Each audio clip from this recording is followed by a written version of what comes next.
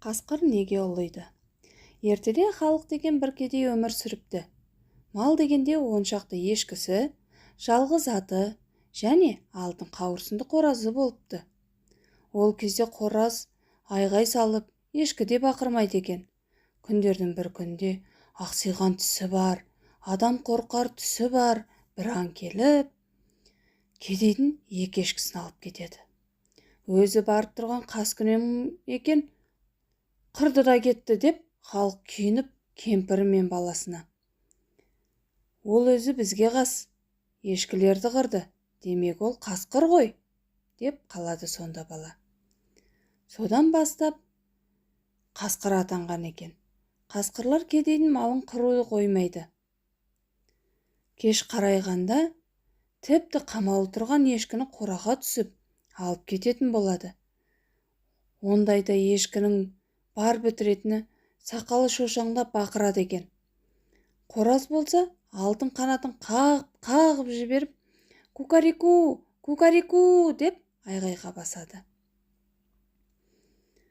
Онысы қасқырлар келді, куә көр, қуа көр деп халық атайға хабар бергені екен деседі.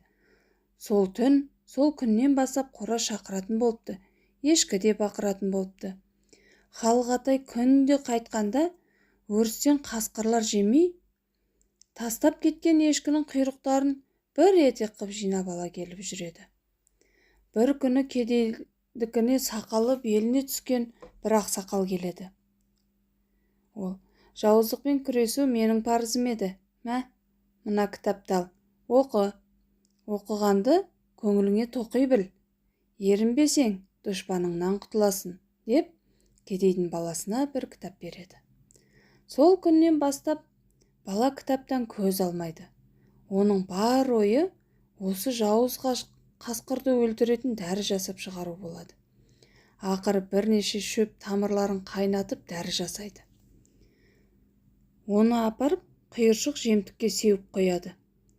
Ешкілерді үйге қамайды. Қасқырлар бірінші күні келіп, үйді ториды. Ешкілер көрінбейді.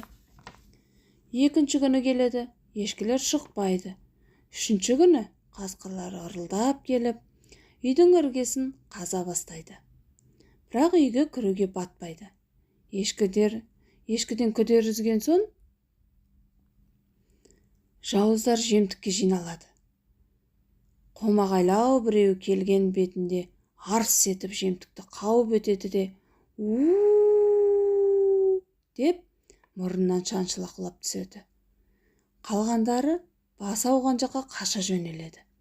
Содан бері қасқырлар у деп ұлитынды шығарыпты.